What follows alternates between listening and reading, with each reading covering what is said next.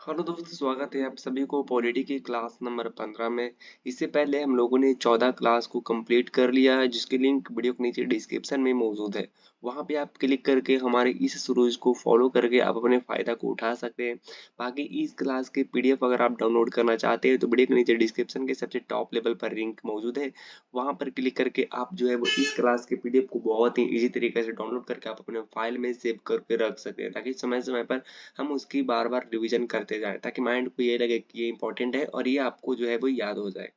चलिए शुरू करते हैं। आज का जो टॉपिक है वो है प्रधानमंत्री यानी कि प्राइम मिनिस्टर। अब इससे रिलेटेड जितने भी सारे तरह के क्वेश्चन बनेंगे उन सारे की सारे मैंने इंक्लूड कर रखा।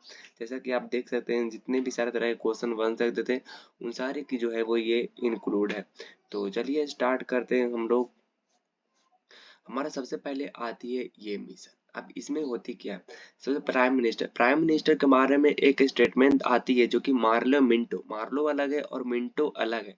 तो मार्ले ने कहा था कि पीएम कैबिनेट रूपी मेहराब की आधारशिला। पीएम जो आपका है वो पीएम कहता है मार्लो। मार्लो ने कहते हैं पीएम के मामले में कि पीएम जो है वो आपका पीएम पीएम जो है वो है क्या? तो पीएम जो है वो एक कैबिनेट रूपी मेहराब की आधारशिला है। ऐसा मैं नहीं कहता हूँ, ऐसा कहता है मार्ले ने कहा था। यानी कि इसका मतलब होता है the foundation stone of the cabinet act. इसका मतलब ये होती है। अब चलती आगे चलते हैं, मैं इसके बारे में बताना चाहता हूँ कि आखिर जो है प्रधानमंत्री के पद पर नियुक्त कौन होते हैं। प्रधानमंत्री की नियुक्ति कैसे होती है, प्रधानमंत्री अपने पद पर ग्रहण कैसे करते हैं, इस तरह की लाजमी क्वेश्चन बनती है। तो मैं कहूंगा कि प्रधानमंत्री ऐसे व्यक्ति को प्रधानमंत्री की जो नियुक्ति होती है वो राष्ट्रपति के द्वारा नियुक्त किए जाते हैं। राष्ट्रपति के द्वारा प्रधानमंत्री की नियुक्ति की जाती है, ये बात आपको पता होगा।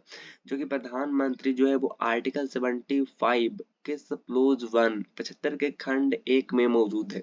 प्रधानमंत्री की अपॉइंटमेंट जो होती है वो राष्ट्रपति के द्वारा होती है। अब राष्ट्रपति ऐसा तो नहीं है कि किसी भी इंसान को प्रधानमंत्री के पद पर नियुक्त कर दिया जाके आगे प्रधानमंत्री के द्वारा नियुक्त किया जाता है। तो कौन इंसान को वो प्रधानमंत्री के पद पर अपॉइंट करेंगे, कौन व्यक्ति को जो है वो प्रधानमंत्री बना सकते हैं। तो इनके बारे में बहुत ही अच्छी बात आती है कि प्रधानमंत्री जो है वो या तो फिर लोकसभा से या तो फिर राज्यसभा का सदस्य हो और एक जाने माने सदस्य हो, उसी को जो है वो प्रधानमंत्री के पद पर नियुक्त करेंगे। लोकसभा के मामले में आप जान लीजिए, जैसे कि यहाँ से वो सदस्य होने चाहिए जो लोकसभा में बहुमत दल का नेता हो। लोकसभा या राज्यसभा का जो सदस्य हो या तो फिर अन्य व्यक्ति भी प्रधानमंत्री पद पर नियुक्त तो हो सकते हैं। लेकिन उन्हों जो है वो 6 महीना के अंदर अंदर उसको जो है वो लोकसभा या तो फिर राज्यसभा का जो है वो पद ग्रहण करनी होगी। नहीं तो फिर उसको जो है वो रिजाइन देना पड़ेगा। ना वो व्यक्ति ऐसा भी क्वेश्चन आता है कि ना वो व्यक्ति लोकसभा का और ना भी वो व्यक्ति राज्यसभा का हो, तो क्या वो अन्य व्यक्ति की तरह भारत के प्रधानमंत्री बन सकते हैं? तो मैं आपको बताना चाहता हूँ दोस्त कि प्रधानमंत्री आज तक अन्य व्यक्ति कोई नहीं बना है। ये इतिहास गवाह है कि आज तक अन्य व्यक्ति को प्रधानमंत्री के पद पर नियुक्त नहीं किया गया, अपॉइंटमेंट नहीं मिली है। अच्छा, यहाँ पे बात आती है कि यहाँ पे और भी बात आती है कि क्या लोकसभा से राष्ट्र प्रधानमंत्री बनते हैं, राज्यसभा से भी बनते हैं, या तो फिर सिर्फ लोकसभा से बनते हैं या राज्यसभा से बनते हैं, या तो फिर लोकसभा से ऐसे कोई व्यक्ति हैं जो बने हैं या तो फिर राज्यसभा से। तो आपके मोदी जो है वो लोकसभा से हैं। अब बनती कौन है इसके बारे में देख लेते हैं। लोकसभा में जो सबसे ज्यादा जो बहुमत हासिल करती है, सबसे ज्यादा चलिए मान लीजिए अगर बीजेपी वाले सबसे ज्यादा बहुमत जो है वो प्राप्त करता है तो उनकी सीट जो है वो ज्यादा मिलती है। तो वो अपने पार्टी में से किसी एक सदस्य को कहेंगे कि मैं जो है वो इसको प्रधानमंत्री के पद पर नियुक्ति करना चाहता हूँ। लोकसभा में जिसे सबसे ज्यादा वोट मिलती है, यानी कि जिस पार्टी को वो पार्टी अपना एक लीडर चुन लेती है, जिस पार्टी को सबसे ज्यादा मत मिलती है वो पार्टी अपना एक लीडर चुन लेती है कि हाँ मैं जो है वो इस लीडर को जो है वो राष्ट्रपति के द्वारा प्रधानमंत्री के पद पर ले लिया जाए, क्योंकि मैं जो है वो इसको अगले प्रधानमंत्री के रूप रूप में नियुक्त करना चाहता हूँ। जैसे 2014 में आपको याद होगा कि प्रधानमंत्री उम्मीदवार जो थे नरेंद्र मोदी को बनाया गया था, और मोदी ऐसे ही नहीं जो है वो प्रधानमंत्री के पद पर गए हैं, बल्कि लोकसभा में सबसे ज्यादा बहुमत सीट हासिल करने वाले उम्मीदवार बीजेपी जो है सीट जो है वो उभर के आया। बीजेपी ने अपना नेता चुन लिया, और उसके बाद बीजेपी के नेता को जैसे कि राष्ट्रपति के द्वारा मेजोरिटी मिला, और बीजेपी जो नेता हैं वो बोले कि जो मैं इसको प्रधानमंत्री के रूप में देखना चाहता हूँ नरेंद्र मोदी को, और वो अपॉइंट करते हैं, मतलब मान्यता देते हैं, और उसके बाद में प्रधानमंत्री की नियुक्ति हो जाती है। उसके बाद ये हो जाती है। इतनी बात आपसे समझ में आ गई है। राज्यसभा से कोई कोई बनी है, तो राज्यसभा से बनी है, बहुत सारे व्यक्ति बनी है। जैसे कि राज्यसभा से अगर बात करें तो राज्यसभा से बनने वाले व्यक्ति आपका इंदिरा गांधी है, 1966 में राज्यसभा के सदस्य से चुनित जाते हैं। उसके बाद में आपका HD देवगौड़ा है, जो कि 1996 में बनते हैं। उसके बाद में डॉक्टर मनमोहन सिंह है, जो कि 2004-2009 में असम के जो थे क्या थे, तो वो राज्यसभा से चुने गए थे। उसके बाद आती है PM की कार्यकाल आती है, यानी कि प्रधानमंत्री की कार्यकाल क्या होगी। प्रधानमंत्री के कार्यकाल के मामले में आप अगर देखते हैं, तो प्रधानमंत्री का कार्यकाल आपके प्रधानमंत्री का कार्यकाल देखिए, प्रधानमंत्री का कार्यकाल यानी कि टर्म ऑफ ऑफिस PM, यानी कि जो प्रधानमंत्री का कार्यकाल होती है वो 75 से क्लोज टू राष्ट्रपति के प्रसाद पर्यंत, यानी कि राष्ट्रपति जब तक चाहे जब तक प्रधानमंत्री जो है वो कार्य करेंगे, नहीं तो नहीं चाहेंगे तो नहीं करेंगे। During of the pleasure of the president, यानी कि प्रसाद राष्ट्रपति जब तक चाहेगा तब तक उसको से राष्ट्रपति के पद पर रख सकता है। तो राष्ट्रपति जो है राष्ट्रपति जो है वो जब तक चाहेगा तब तक प्रधानमंत्री से वो काम करा सकता है, मतलब कि प्रधानमंत्री के पद पर नियुक्ति, क्योंकि प्रधानमंत्री या संविधान में लिखा हुआ कि राष्ट्रपति के प्रसाद पर्यंत पर वो काम करते हैं। ठीक है जी, यहाँ से हो गया। लेकिन सामान्य जो होती है वो 5 साल के बाद इलेक्शन हो जाती है। अब यहाँ पे मेथड क्या है, यहाँ पे मेथड मैं आपको ये बताना चाहता हूँ कि ये एक किताबी भाषा है, लेकिन रियलिटी ये है कि लोकसभा में प्रधानमंत्री को बहुमत मिलता रहेगा, तब तक प्रधानमंत्री अपने पद पर रहेगा। आपको मैं बता दूं कि लोकसभा, क्योंकि जो प्रधानमंत्री आते हैं वो लोकसभा से जीत कर ही आते हैं, बहुमत दल के नेता होते हैं। तो जब तक लोकसभा से सीट मिलते रहेगी, जब तक लोकसभा से इनको जो है वो फुल बहुमत रहेगा, तब तक ये प्रधानमंत्री के पद पर रहेंगे।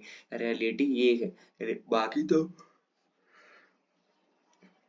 आपको आंसर लगाना है राष्ट्रपति के प्रसाद पर्यंत पर, लेकिन जब तक लोकसभा में बहुमत मिलता रहेगा तब तक प्रधानमंत्री अपने पद पर रहेंगे।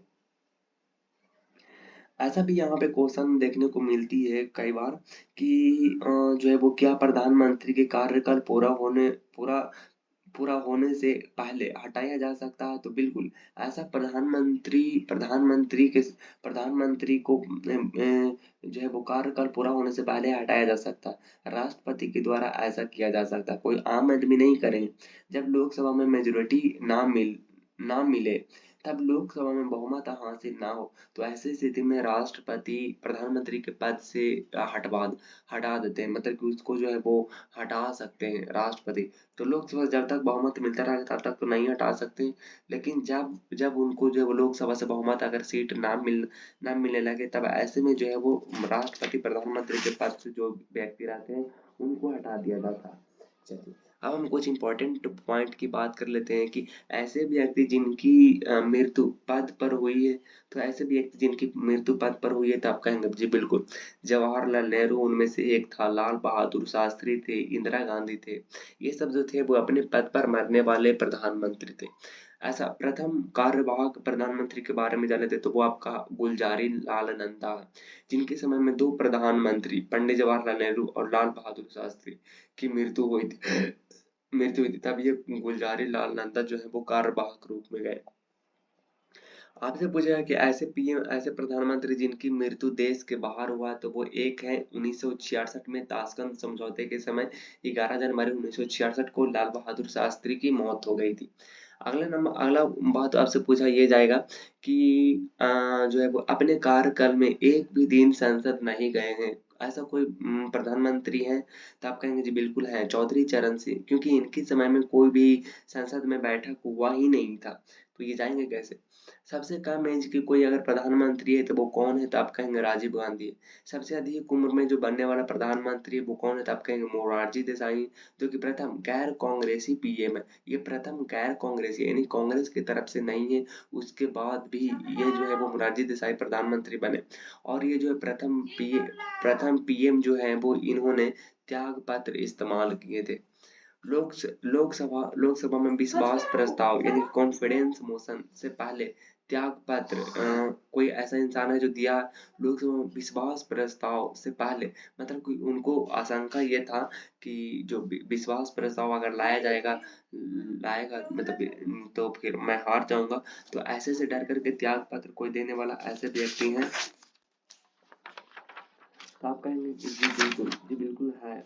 विश्वास प्रस्ताव, जब कभी भी किसी प्रधानमंत्री को बहुमत नहीं मिलता, जब कभी भी किसी प्रधानमंत्री को बहुमत नहीं मिलता हो, लोकसभा में मेजोरिटी नहीं मिलता हो, तो जो जो अपोजिशन वाले व्यक्ति होते हैं, जो अपोजिशन पार्टी के जो लोग होते हैं, वो कहती है राष्ट्रपति को धीरे से कि साहब इनके पास तो मेजोरिटी है ही नहीं, मतलब कि प्रधानमंत्री आखिर बना कैसे, इसके पास तो बहुमत है ही नहीं, तो इसके पास मेजोरिटी में नहीं है। तब राष्ट्रपति प्रधानमंत्री से कहता है कि आप जो है वो लोकसभा में अपना बहुमत सिद्ध करिए। ऐसे में राष्ट्रपति कहते हैं प्रधानमंत्री को, और ऐसे में अविश्वास प्रस्ताव लाइव की आपके साथ इतने मेजोरिटी नहीं है, तब चौधरी चरण सिंह और आपका जो है वो इन्होंने अपने पक्ष से जो है, हाँ, तो अविश्वास प्रस्ताव लाया जाता है।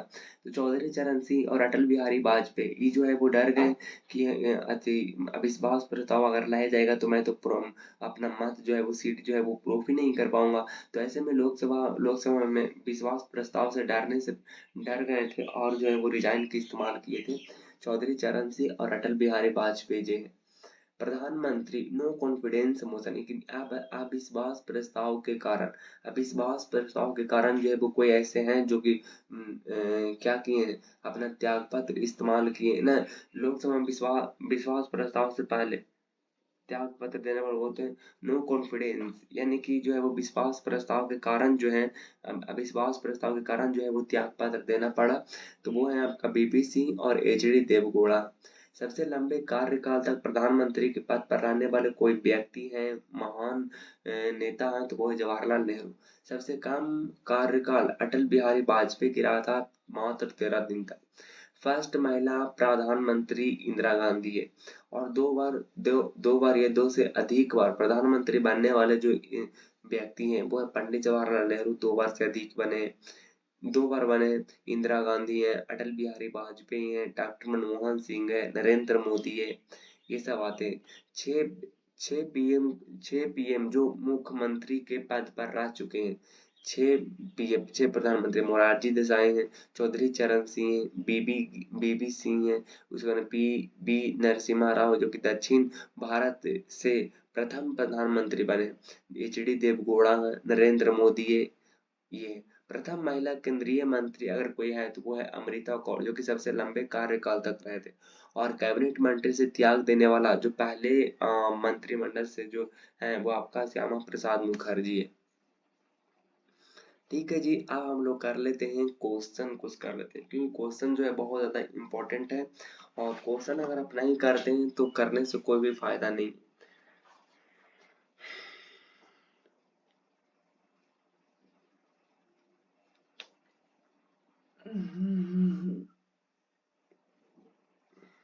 तो क्वेश्चन आपका जो है यहाँ से आप देखिएगा। क्वेश्चन मैं आपको दिखाता हूँ। सबसे पहला जो क्वेश्चन है, संविधान के किस अनुच्छेद के तहत राज्यपाल मुख्यमंत्री की नियुक्ति करता? ये तो मैंने नहीं पढ़ाया था, लेकिन अब क्वेश्चन कर लीजिए। ये जो है वो मंत्री परिषद है, तो मैंने आपको वो पढ़ाया था। संविधान के किस अनुच्छेद के तहत राज्यपाल मुख्यमंत्री की नियुक्ति करता? तो राज्यपाल जो मुख्यमंत्री की नियुक्ति करता है आर्टिकल नंबर 164 के तहत। राज्य विधान परिषद का प्रावधान भारतीय संविधान के किस अनुच्छेद में रखा गया? राज्य विधान परिषद का प्रावधान भारतीय संविधान के किस अनुच्छेद में रखा गया? तो रखा गया 173 में। भारत में राज्य विधान पालिकाओं का उच्च सदन कौन सा होता है? तो कौन सा होता है आपका? राज्यपाल का कार्यकाल ऊंचा माना जाता है। भारत के प्रधानमंत्री पद के लिए उम्मीदवार की कम से कम कितनी भारत के प्रधानमंत्री पद के लिए उम्मीदवार की कम से कम कितनी उम्र होनी चाहिए? तो प्रधानमंत्री के लिए आपको कम से कम उम्र जो होनी चाहिए वो आपका होनी चाहिए 25 साल कम से कम। किस प्रधानमंत्री ने एक बार पद से हटने के पश्चात दोबारा पद संभाला था? तो कौन हो जाएगा? तो आप कहेंगे वो जो थे वो इंदिरा गांधी ही थे। सामूहिक रूप से मंत्रिपरिषद किसके प्रति उत्तरदायित्व होते हैं? तो सामूहिक रूप से मंत्रिपरिषद किसके प्रति उत्तरदायित्व होते हैं? तो वो लोकसभा के प्रति उत्तरदायित्व होते हैं। स्वतंत्र भारत के प्रथम मंत्रिपरिषद में प्रधानमंत्री सहित कुल कितने सदस्य हैं? तो स्वतंत्र भारत के प्रथम मंत्रिपरिषद में प्रधानमंत्री सहित कुल कितने सदस्य हैं? तो कुल कितने सदस्य हैं? तो आप कहेंगे वो जो है 36 है।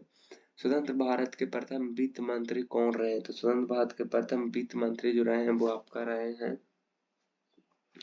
डॉक्टर जॉन मथाई रहे। निम्नलिखित में से कौन सा एक प्रस्ताव भारत में मंत्रिपरिषद रख सकती है? तो निम्नलिखित में से कौन सा एक प्रस्ताव भारत में मंत्रिपरिषद रख सकती है? तो वो रख सकती है आपका किसमें? तो आप कहेंगे अविश्वास प्रस्ताव। अभी तक पद पर रहते हुए कितने प्रधानमंत्री की मृत्यु हो गई है? तो आप कहेंगे कितनी की हो गई है? तो आप कहेंगे वो जो हो गई है वो तीनों को हो गई है। मंत्रिपरिषद में शामिल नहीं है तो मंत्रिपरिषद में शामिल नहीं है, कौन नहीं शामिल नहीं है? तब कहेंगे वो जो नहीं शामिल है कैबिनेट मंत्री, वो तो शामिल है। राज्य मंत्री, उप मंत्री, कैबिनेट सचिव नहीं शामिल है। भारत की कैबिनेट मंत्री परिषद की बैठक की अध्यक्षता कौन करती है? तो वो आपका कौन करती है? आपको पता है प्रधानमंत्री करती है। प्रधानमंत्री प्रधान होते हैं। कोई व्यक्ति संसद में किसी भी सदन का सदस्य हुए बिना केंद्र में कितनी अवधि तक मंत्री रह सकता है? तो वो जो रह सकता है वो आपका रह सकता है 6 महीने तक। मंत्रिपरिषद में वरीयता की दृष्टि से मंत्रियों का सही क्रम है। तो मंत्रियों का सही क्रम है वो कितना है? तब मंत्रियों का सही क्रम कैबिनेट मंत्री, राज्य मंत्री और उप मंत्री। भारतीय संविधान के निम्नलिखित प्रावधानों में से कौन सा प्रावधान मंत्रिपरिषद की नियुक्तियों का प्राययुक्त को विभोजित करता है? तो कौन करता है?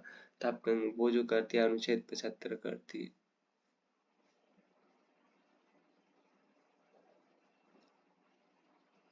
अगला नंबर क्वेश्चन है भारतीय संविधान के अनुच्छेद 74 और 75 किन विषयों पर विचार करते हैं? तो वो जो करते हैं वो आपका करते हैं मंत्रिपरिषद पर। भारत के प्रधानमंत्री का निम्नलिखित में से कौन सा कालानुक्रम सही है? तो कौन सा सही है आप देख सकते हैं। सबसे पहले जवाहरलाल नेहरू थे, उसके बाद में इंदिरा गांधी थे, उसके बाद में थे मोरारजी देसाई, उसके बाद में चौधरी चरण सिंह। यानी कि ऑप्शन नंबर आपका सी करेक्ट उत्तर हो जाए। मंत्रिपरिषद सामूहिक रूप से उत्तरदायित्व होता है। तो मंत्रिपरिषद सामूहिक रूप से उत्तरदायित्व होता है किसके प्रति? तो आप कहेंगे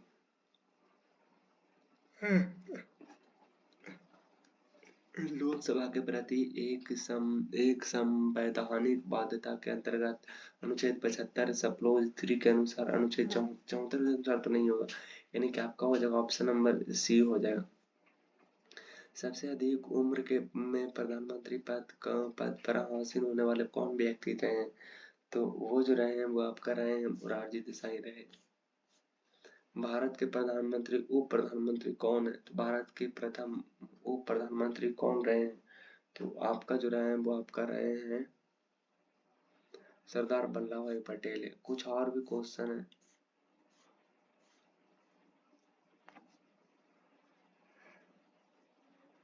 ये क्वेश्चन है, संविधान के किस अनुच्छेद के अनुसार प्रधानमंत्री की नियुक्ति राष्ट्रपति करेगा और अन्य मंत्रियों की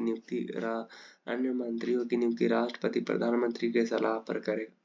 तो ये जो है वो किसमें है, तो आप कहेंगे वो जो है वो अनुच्छेद 75 के सप्लोज 1 में। आ रहा है कि भारतीय संविधान के अनुच्छेद 75 के अनुसार प्रधानमंत्री तथा संघ के अन्य मंत्रियों को को मिलने मिलने वाले प्रतिश्रामक इत्यादि का निर्णय कौन करता है? तो कौन करता है आपका, तो वो करता है संसद करता है। यदि यदि यदि भारत का प्रधानमंत्री संसद के उच्च सदन का सदस्य है तो अविश्वास प्रस्ताव की स्थिति में अपने पक्ष में वोट डाल सकता है या नहीं डाल सकता? तो आप कहेंगे नहीं, वो तो नहीं दे सकता।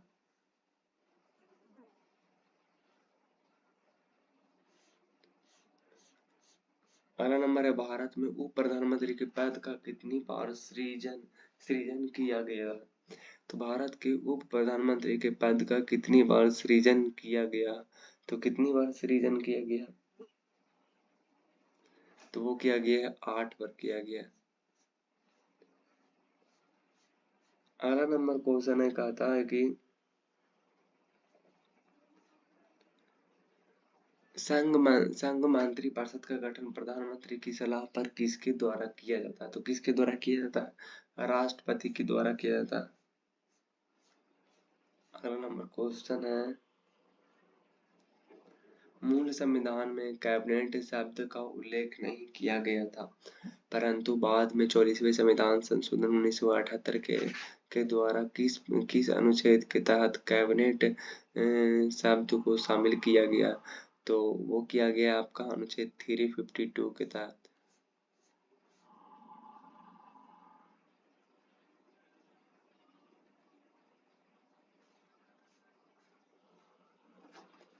अगला नंबर क्वेश्चन है, कहता है कि 51वां संविधान संशोधन अधिनियम 2004 द्वारा संविधान के किस अनुच्छेद में उपबंधित किया गया है कि मंत्रिपरिषद में मंत्रियों की कुल संख्या जिसे प्रधानमंत्री भी शामिल है, लोकसभा के सदस्यों की कुल संख्या के 15% से अधिक नहीं होगी? तो कौन में नहीं होगी? अनुच्छेद 75 सप्लोज 1 के खंड का में।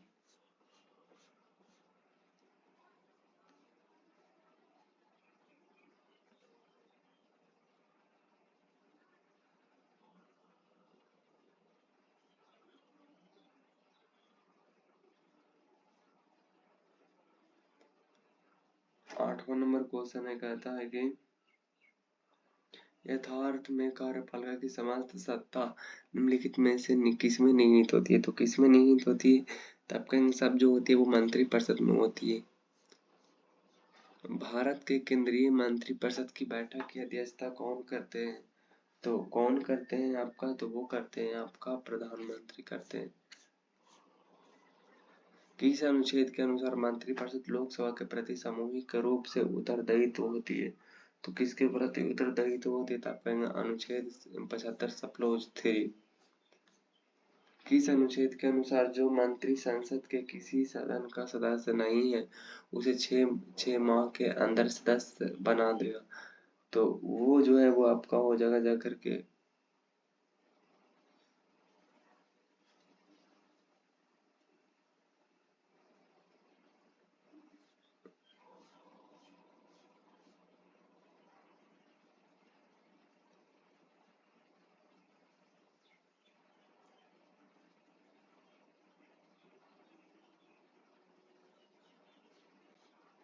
अगला नंबर है, कौन व्यक्ति मंत्रिपरिषद का सदस्य हो सकता है?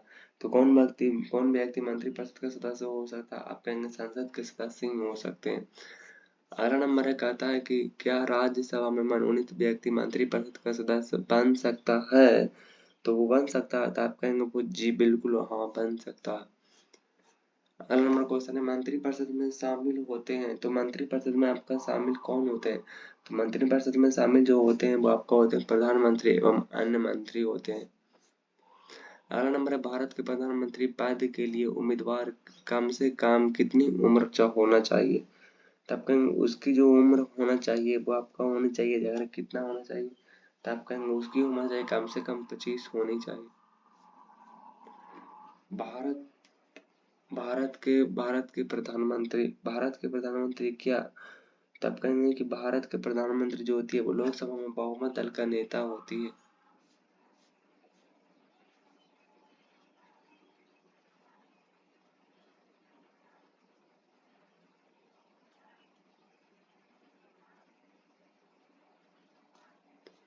अगला नंबर क्वेश्चन भारत के प्रधानमंत्री का पद है, तो भारत के प्रधानमंत्री का पद आपका क्या है? तो आप कहेंगे वो संविधान द्वारा सृजित है। अगला नंबर है भारत के कितने प्रधानमंत्रियों की मृत्यु उनके कार्यकाल के दौरान हो गया है? तो आप कहेंगे वो जो हुआ वो आपका तीनों के हुआ। भारत के वे एकमात्र प्रधानमंत्री जिनका जन्मदिन 4 बरस के बाद आता है, तो वो कौन है? तो आप कहेंगे वो जो है वो आपका है मोरारजी देसाई जी है। अगला नंबर भारत के किस प्रधानमंत्री के काल में सर्वाधिक बार राष्ट्रपति शासन घोषित हुआ? तब कहेंगे वो जो हुआ वो आपका हुआ है इंदिरा गांधी के समय। भारत के एकमात्र प्रधानमंत्री जिनको अपने कार्यकाल के दौरान 15 अगस्त के दिन लाल किले की प्राचीर से देश को संबोधित करने का गौरव प्राप्त नहीं हुआ, तो किसको नहीं हुआ? तब कहेंगे वो जो नहीं हुआ वो हुआ आपका जो है वो चंद्रशेखर। किसको नहीं हुआ? चंद्रशेखर को नहीं हुआ। अब हमारे किस अनुच्छेद के अनुसार प्रधानमंत्री मंत्रिपरिषद का प्रधान होता? तो मंत्रिपरिषद का प्रधान होता है आपका 74 आर्टिकल के तहत। भारत के सबसे अधिक आयु 81 वर्ष वाले बनने वाले प्रधानमंत्री थे, तो वो कौन थे? तो आप कहेंगे कि वो जो आपका 23।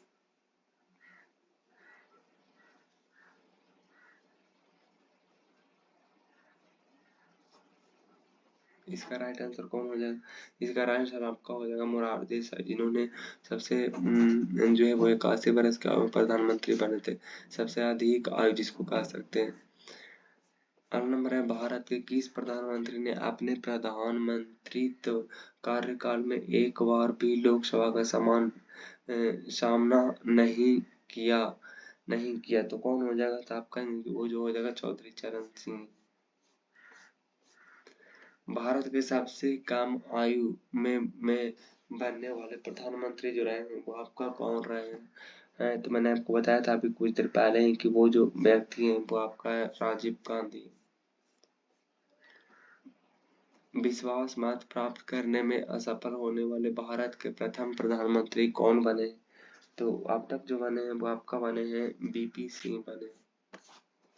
भारत के किस प्रधानमंत्री को भारत में आर्थिक सुधारों का जनक कहा था?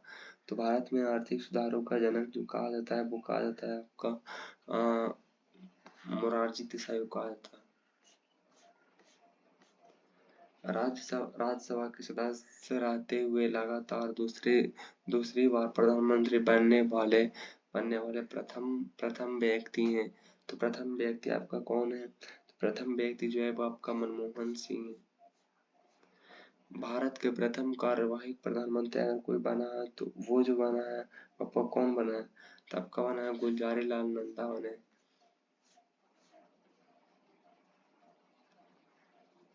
अगला नंबर क्वेश्चन है